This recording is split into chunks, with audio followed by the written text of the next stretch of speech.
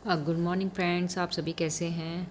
आज हमारा टॉपिक रहेगा समायोजन की संकल्पना एवं तरीके, अध्यापक की भूमिका। ठीक है, ये हमारी इसमें रीड का जो सिलेबस है लेवल 1 का, उसमें जो हमारी 4th यूनिट है उसका टॉपिक है। जो 5 यूनिट है हमारी, उसको हम कंप्लीट करा चुके हैं। उसके अंदर के जितने भी टॉपिक हैं क्लास 18 तक हमने सारे जो टॉपिक हैं यूनिट 5 के वो हमने कंप्लीट करा दिए हैं। अब हम यूनिट 4 को कवर करेंगे और जल्दी ही हम सिलेबस कंप्लीट करा के कुछ क्वेश्चन कराएंगे। सारा जो सिलेबस है आपका कंप्लीट होके लेवल 1 का साइकोलॉजी का, उसके बाद क्वेश्चन कराएंगे जो आपके एग्ज़ाम के लिए इम्पोर्टेंट रहेंगे। ठीक है, तो आज की क्लास हमारी क्या है, ये पार्ट 1 रहेगा, समायोजन की संकल्पना या तरीके, अध्यापक की भूमिका। ठीक है, और ये रीड के लिए बहुत मोस्ट इम्पोर्टेंट है। इसमें से 1 नंबर का क्वेश्चन आता ही आता है। तो इस एग्ज़ाम के लिए एक एक नंबर पाना आपके लिए बहुत ही इम्पोर्टेंट है। तो कोई भी टॉपिक को ऐसा नहीं है कि ये टॉपिक नहीं पढ़ा, यूनिट 5 पढ़ ली बस, ये यूनिट 2 पढ़ लिया, 1 पढ़ ली, 4 को नहीं पढ़ा है, ऐसा बिल्कुल नहीं करना है। आपको हर टॉपिक को बिल्कुल डिटेल में अच्छे से पढ़ना है कि आपको एक एक नंबर लेके अच्छे मार्क्स लाने हैं।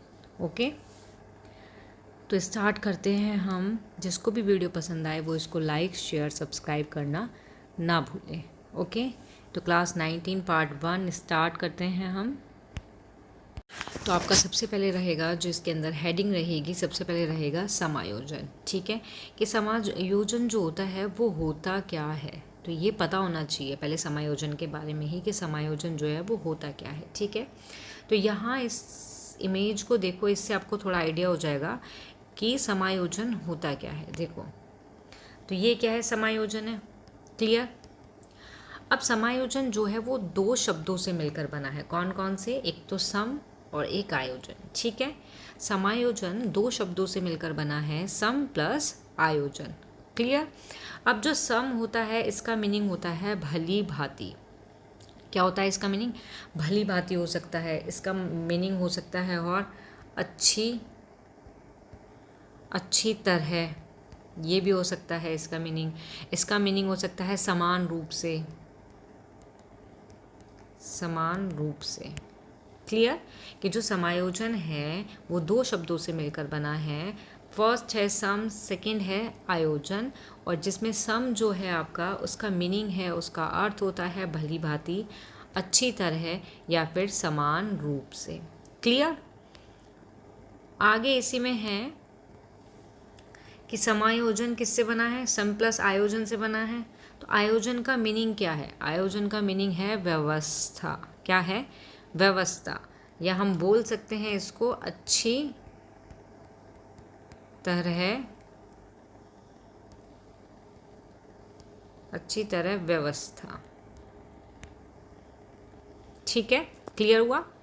तो इसमें यही है कि जो समायोजन है वो क्या है आपका, 2 शब्दों से मिलकर बना हुआ है। सम का अर्थ ये है और आयोजन का अर्थ ये है। ठीक है, तो यहाँ हम देखो इस तरीके से भी लिख सकते हैं समझने के लिए। समायोजन 2 शब्दों से मिलकर बना है, सम प्लस आयोजन, जिसका अर्थ है भली भांति या फिर व्यवस्था। ओके, लेकिन ये जो चार्ट है इसको अपने माइंड में बिल्कुल सेट कर लेना कि ये किन 2 शब्दों से मिलकर बना है और उन 2 शब्दों का क्या मीनिंग होता है। ओके, नेक्स्ट इसी में आपका आगे आता है समायोजन का अर्थ। क्या आता है, समायोजन का अर्थ। समायोजन का अर्थ तो अच्छे ढंग से परिस्थितियों को अनुकूल बनाने की प्रक्रिया, जिससे व्यक्ति की आवश्यकताएं पूरी हो जाएं और मानसिक द्वंद्व उत्पन्न ना हो। ठीक है, समायोजन का अर्थ यही होता है कि अच्छे ढंग से परिस्थितियां जो हैं वो अनुकूल बनाने की प्रक्रिया। ठीक है, परिस्थितियों को क्या बनाने की प्रक्रिया, अनुकूल बनाने की प्रक्रिया, जिसमें जो व्यक्ति है, कोई भी व्यक्ति है, उसकी जो आवश्यकता है, जो उसकी नीड है, जिस चीज़ की उसको ज़रूरत है, वो सभी क्या हो जाएं, पूरी हो जाएं। ओके, और मानसिक द्वंद्व उत्पन्न ना हो। तो ये क्या कहलाता है, आपका समायोजन कहलाता है। यही आपके समायोजन की क्या है, मीनिंग है इसका। ओके, अब नोट करके लिखना, आप नोट करके लिखना।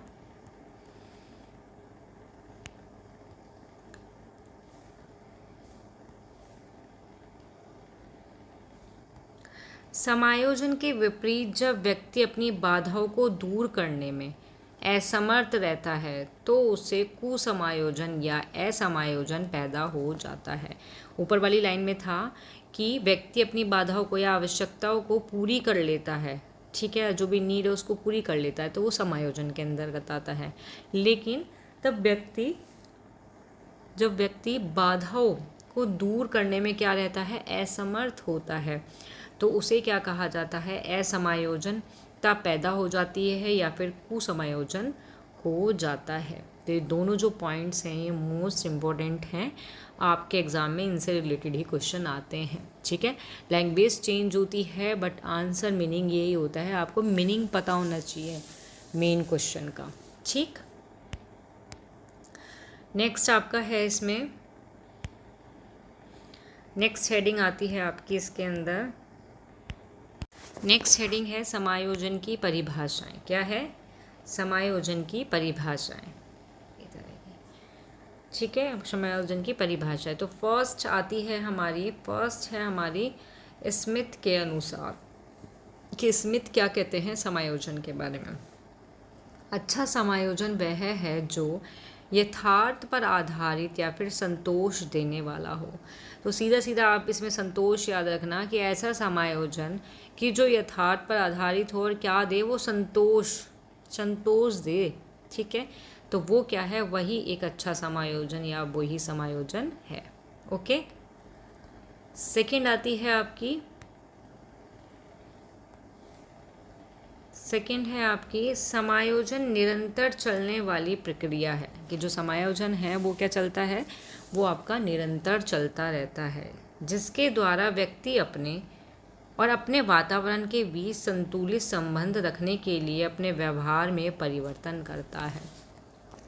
तो जो आपका समायोजन है वो क्या है, वो कंटिन्यू चलता रहता है। उसमें क्या होता है, उसमें जो व्यक्ति है वो अपने खुद के सेल्फ के और जो उसके आसपास का वातावरण होता है, कोई भी व्यक्ति है, ठीक है, वो अपने बारे में सोचेगा या अपना करेगा, और देन वातावरण जो एनवायरनमेंट में रह रहा है तो उसके बीच में क्या करता है, संतुलित संबंध रखने के लिए, दोनों के बीच में क्या है, संबंध रखने के लिए अपने व्यवहार में क्या करता है, परिवर्तन करता है। तो गेट्स ये बोलते हैं समायोजन के बारे में।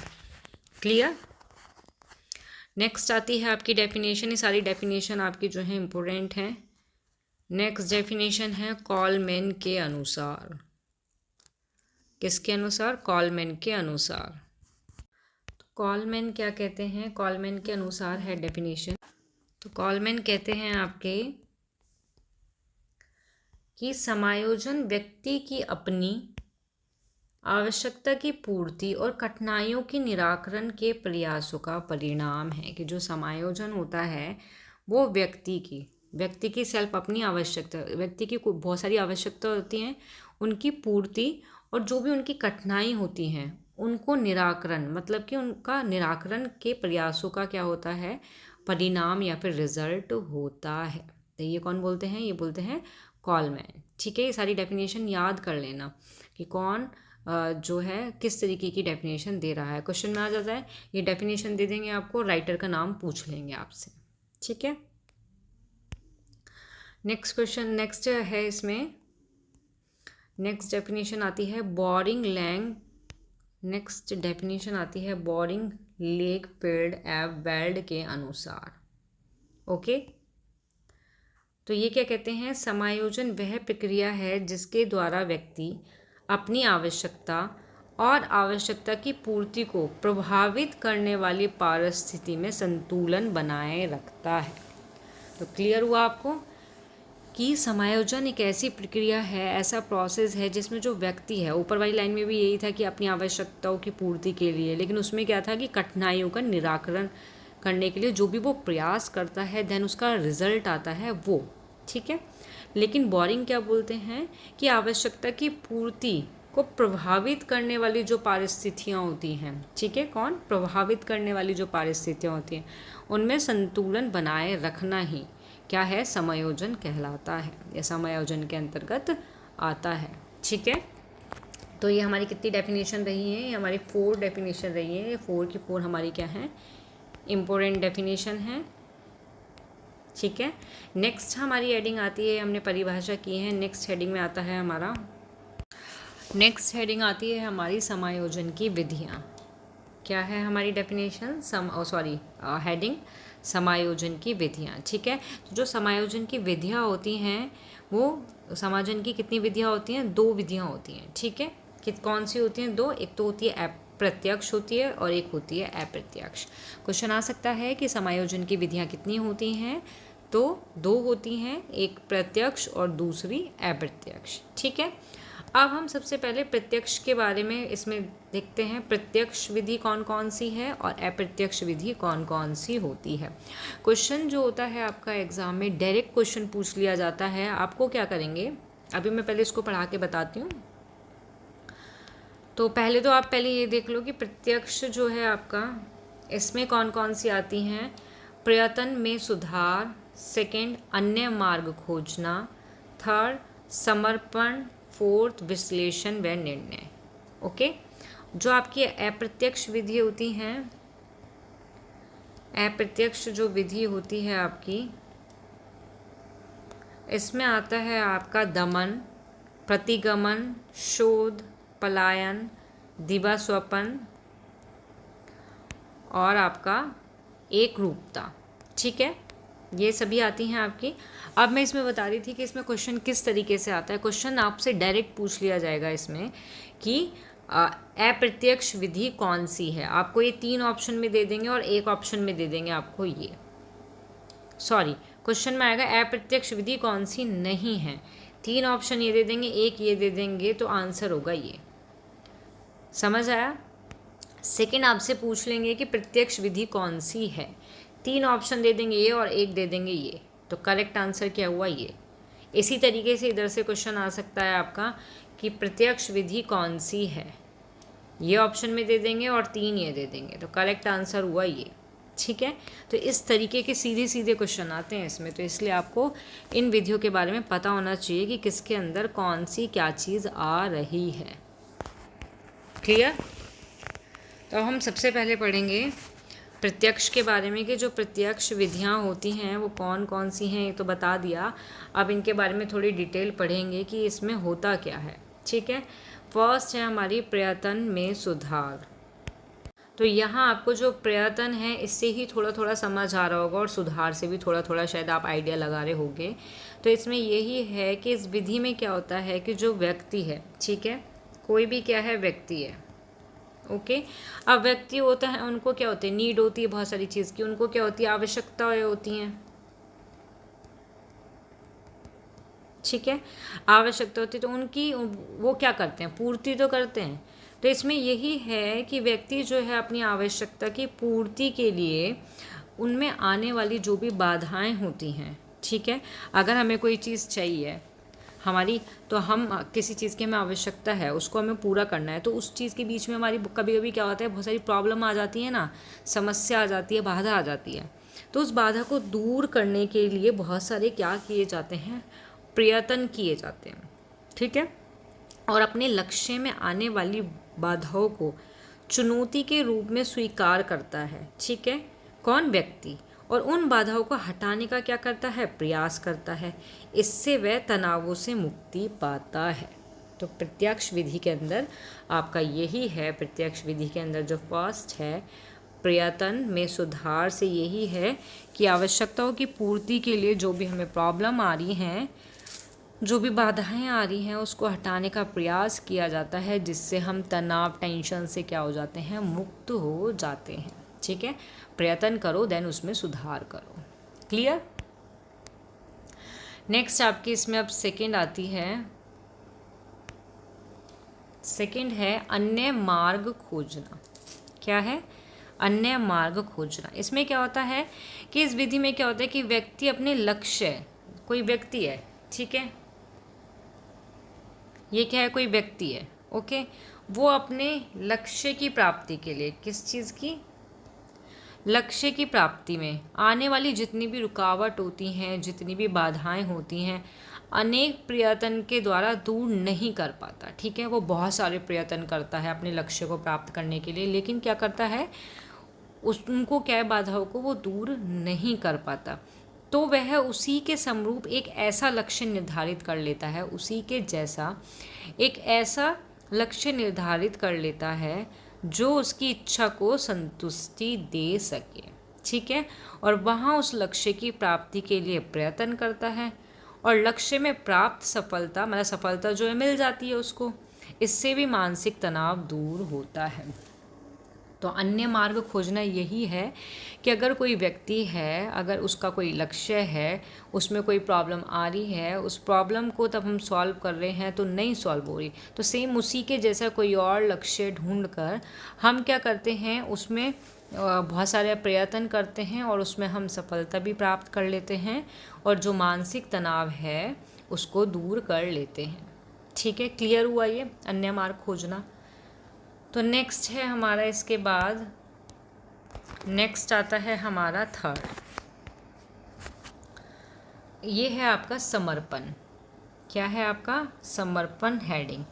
तो समर्पण से भी थोड़ा आइडिया हो रहा होगा कि ये है क्या। Any gas? कोई गैस करेगा?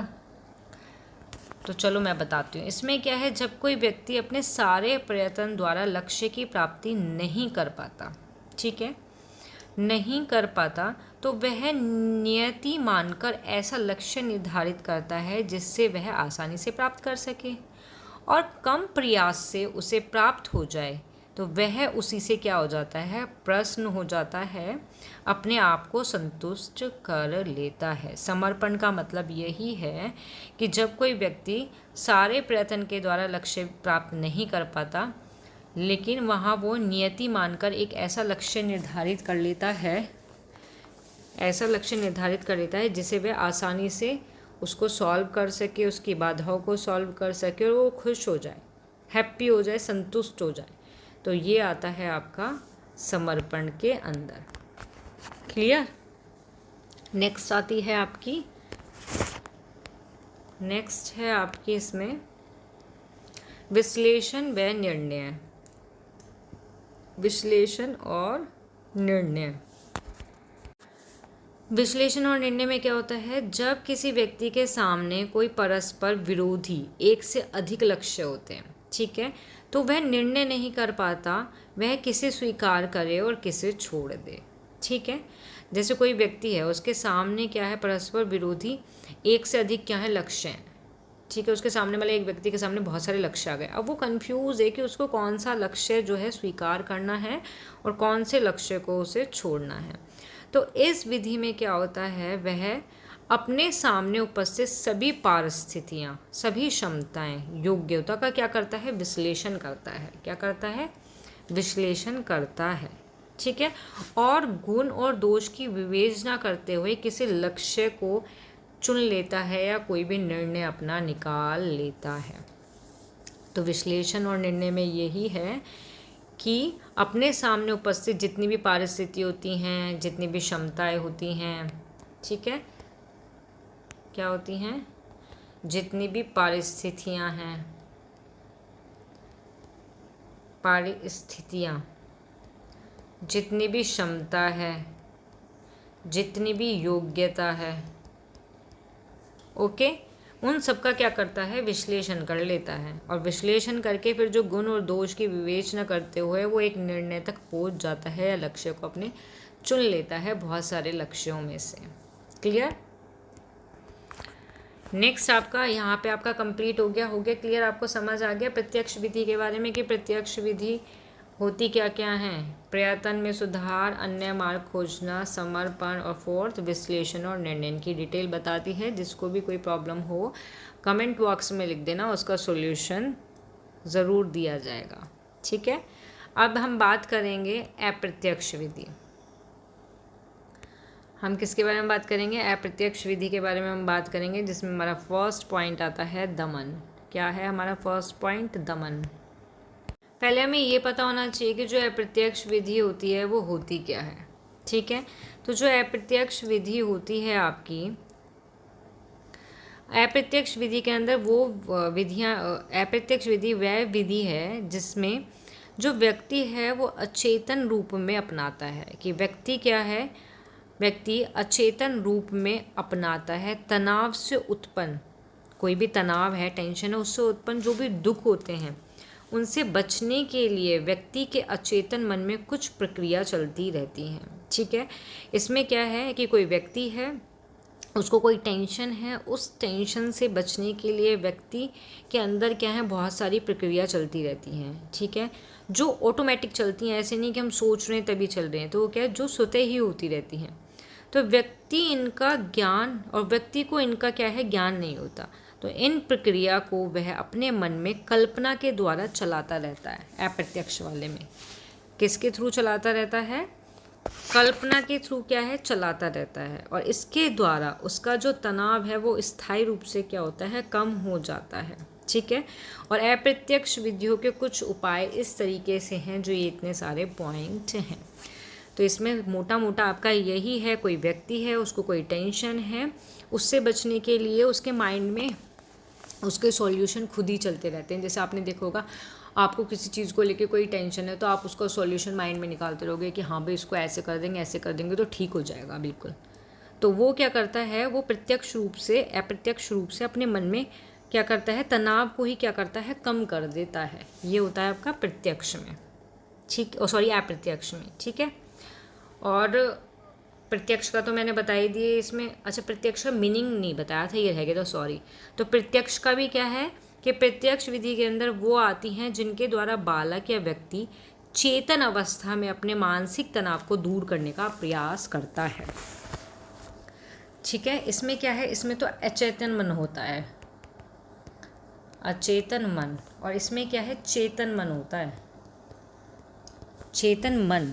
ठीक है, चेतन मन या चेतन अवस्था में अपने मानसिक तनाव को दूर करने का प्रयास इसमें करता है, और इस विधि में वो अपनी चिंतन शक्ति का भी प्रयोग करता है, और इन विधि के उपाय इसके थ्रू होते हैं। ठीक है, प्रयत्न में सुधार करके, अन्य मार्ग की खोज न करके, समर्पण करके, विश्लेषण करके, एक्सेट्रा आदि। ओके, तो प्रत्यक्ष विधि और अप्रत्यक्ष आपको क्लियर हुआ। तो अब जो अप्रत्यक्ष विधि है आपकी, इनके कुछ उपाय हैं।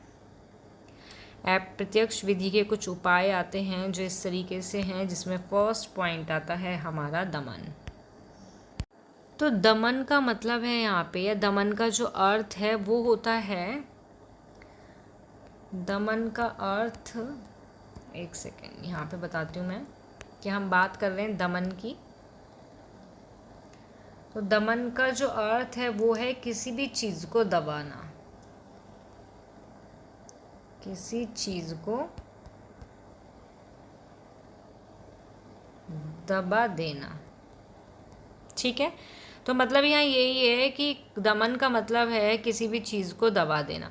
कभी कभी क्या होता है, कोई व्यक्ति होता है, ठीक है, कोई व्यक्ति है तो उसकी क्या होती हैं, इच्छाएं होती हैं, क्या होती हैं, इच्छा होती हैं, और वो क्या होती हैं, कई कारणों की वजह से पूरा नहीं कर पाता, जो इच्छा है वो पूरी नहीं हुई। क्यों नहीं हुई, बहुत सारे कारण रहे।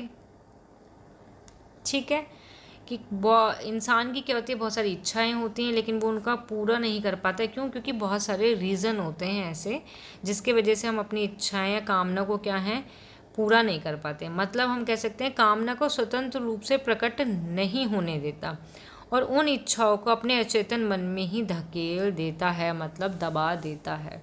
दमन का मतलब यही है, कोई भी इच्छा है उसको दबा देना अपने अचेतन मन के अंदर। मन ही मन में मेरी इच्छा कर रही है कि भाई मुझे ये खाना है, या मुझे ये पढ़ना है, या मुझे कुछ करना है, लेकिन वो उस चीज़ को नहीं कर पाता और अपने अचेतन मन में ही उसको दबा देता है, तो ये कहलाता है आपका दमन। क्लियर हुआ? नेक्स्ट आपका सेकंड पॉइंट आता है, सेकंड पॉइंट है आपका प्रतिगमन। तो प्रतिगमन का जो अर्थ है वो क्या होता है, प्रतिगमन का अर्थ, प्रतिगमन का अर्थ क्या होता है, पीछे लौटना, पीछे लौटना। इसमें क्या होता है, इसमें मान लो कोई व्यक्ति है, ठीक है, कोई व्यक्ति है, वो अपने दुख और तनाव, उसको कोई दुख है, ठीक है, उसको कोई प्रॉब्लम है, कोई प्रॉब्लम मान लो या फिर दुख मान लो, कोई भी दुख है उसको। अपने दुख से मुक्ति पाने के लिए, ठीक है, दुख से क्या पाना चाह रहा है, वो मुक्ति पाना चाह रहा है। अपने दुख से मुक्ति पाने के लिए अपने पूर्व अनुभव, जो उसके पहले के क्या हैं, अनुभव है, ठीक है, और प्रक्रिया की ओर लौट जाता है। कोई भी इंसान को कोई दुख है तो वो उससे मुक्ति पाने के लिए जो उसके पहले के अनुभव हैं या पहले के जो प्रोसेस हैं या प्रक्रिया हैं उनकी ओर क्या होता है, वो लौट जाता है, ठीक है, जिन्हें वह बाल्यावस्था में किया करता है। जैसे फॉर एग्जाम्पल आपको बताते हैं कि व्यक्ति कभी कभी असफल होने पर बच्चों जैसा व्यवहार करता है, जैसे चिल्लाना, पैर पटकना या फिर रोना, ठीक है, कि जिन्हें वह बाल्यावस्था में करता है। जो इमोशनली प्रतिगमन है ये कब किया जाता है, ये बाल्यावस्था में।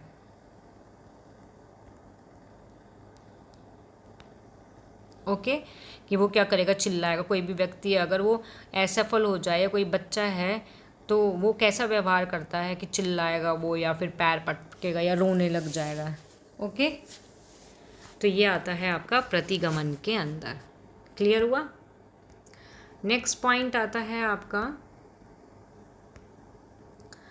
शोधन। नेक्स्ट पॉइंट क्या है आपका, शोधन। तो शोधन में क्या है आपका,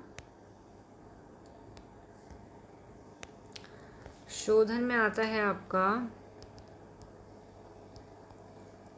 शोधन में आता है, तो सबसे पहले तो जो शोधन का अर्थ होता है, जो मीनिंग होता है, वो क्या होता है, शुद्ध करना। अर्थ क्या है, शोधन का अर्थ है शुद्ध करना, शुद्ध करना, ठीक है। इसमें क्या होता है, मनोवैज्ञानिक भाषा में शोधन को एक युक्ति के रूप में प्रयोग किया गया है, ठीक है, जिसका मतलब क्या है या जिसका तात्पर्य क्या है, अचेतन की जो मानसिक प्रक्रिया हैं जिसके द्वारा व्यक्ति अवांछनीय आवश्यकता या इच्छा को कृत्रिम पक्ष की ओर मोड़ दिया जाता है जिससे समाज की स्वीकृति प्राप्त होती है। मतलब फॉर एग्जाम्पल इसमें हम कह सकते हैं, इसमें हम कह सकते हैं कि किसी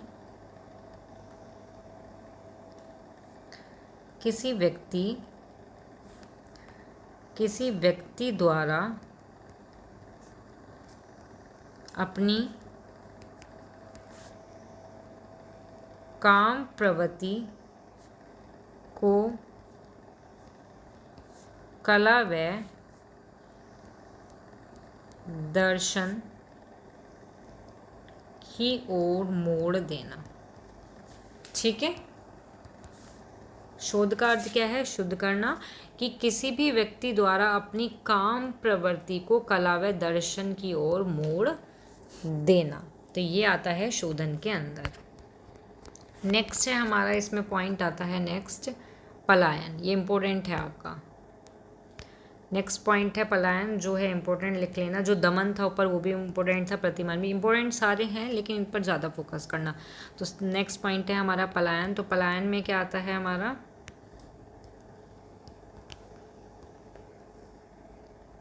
पलायन। तो सबसे पहले तो पलायन का मीनिंग ही पता होना चाहिए कि पलायन का अर्थ क्या होता है हमारा। पलायन का अर्थ होता है, पलायन का अर्थ होता है, तो पलायन का अर्थ है पीछे हटना, हटना, ठीक है। तो पलायन का अर्थ क्या होता है, पीछे हटना। इसमें क्या होता है, इस युक्ति में क्या होता है, व्यक्ति दुख और तनाव, व्यक्ति क्या है, कोई भी व्यक्ति है, उसको कोई भी दुख है, ठीक है, दुख है या फिर तनाव है, उससे उत्पन्न करने वाली परिस्थितियों से अपने आप को अलग कर लेता है। क्या करता है,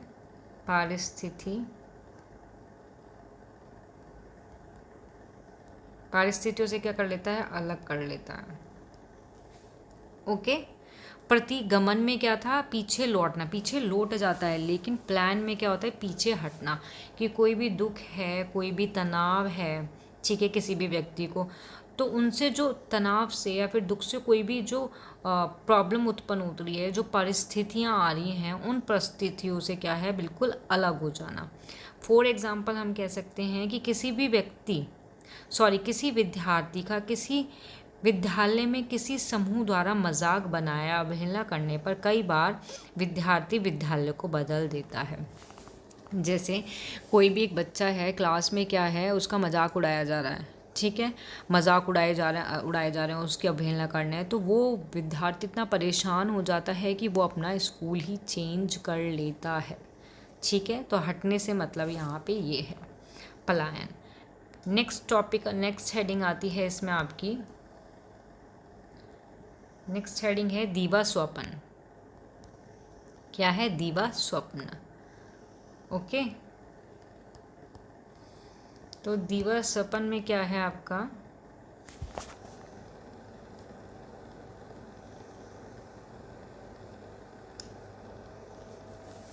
इसका जो मीनिंग है, सबसे पहले तो इसका मीनिंग ये पता होना चाहिए कि मीनिंग क्या होता है। काल्पनिक जगत में रहना, काल्पनिक जगत में रहना। ठीक है, कि इसमें व्यक्ति अपनी दुखद जो भी उसकी प्रॉब्लम है, दुखी अनुभूति से निजात पाने के लिए क्या करता है, वर्तमान से हटकर कल्पना लोक में विचरण करने लगता है और उसे सुख की अनुभूति होती है। ठीक है, क्या होती है उसको? सुख की अनुभूति होती है। दीवा स्वप्न द्वारा अपनी असफलता या तनाव की स्थिति को सफल व सुखद स्थिति में बदल देता है और कुछ समय के लिए सुख का अनुभव करता है। इसमें यही है अपना कल्पना जगत में रहना, कि कोई व्यक्ति है, उसकी कोई भी प्रॉब्लम या उसको कोई भी दुख है, ठीक है, तो उस स्थिति को क्या करता है, सुखद स्थिति में बदल देता है कुछ समय के लिए। दुख को कुछ समय के लिए सुख में बदल देता है, कल्पना करके। ठीक है, नेक्स्ट है एक रूपता।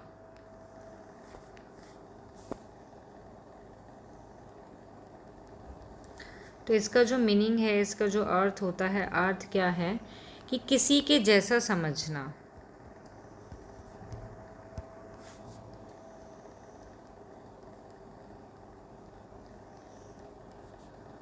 ओके, तो इसमें क्या होता है, किसी व्यक्ति द्वारा अपनी असफलता को छुपाने के लिए किसी सफल व्यक्ति के गुण या कीर्ति को अपने में दिखाने की कोशिश करता है। फॉर एग्जाम्पल है कि कोई बालक है, ठीक है, कोई बालक अपने अवगुण, कोई ये बालक है, ठीक है, इसके क्या है, अवगुण है,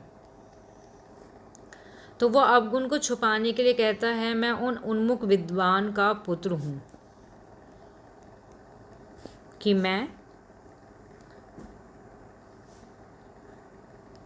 मैं उन अमुक विद्वान का पुत्र हूँ। ठीक है, तो एक रूपता का अर्थ यही है कि किसी के जैसा समझना, कि अपने गुण छुपाने के लिए दूसरे की तरह बोल देना कि मैं तो भाई उसकी जैसा हूँ। तो यहाँ ये हैं आपके सारे, यहाँ पे आपके क्या है, ये समायोजन की जो विधियां हैं वो कंप्लीट होती हैं, प्रत्यक्ष और अप्रत्यक्ष विधि। हाँ, इसमें हमने इसकी परिभाषा बता दी है, समायोजन की अर्थ बता दिया है, क्लियर कर दिया है।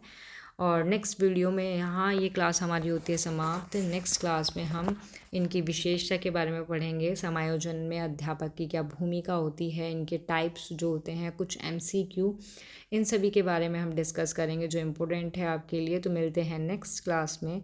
जिसको भी वीडियो पसंद आई हो वो इसको लाइक, शेयर, सब्सक्राइब करना ना भूले। Thank you.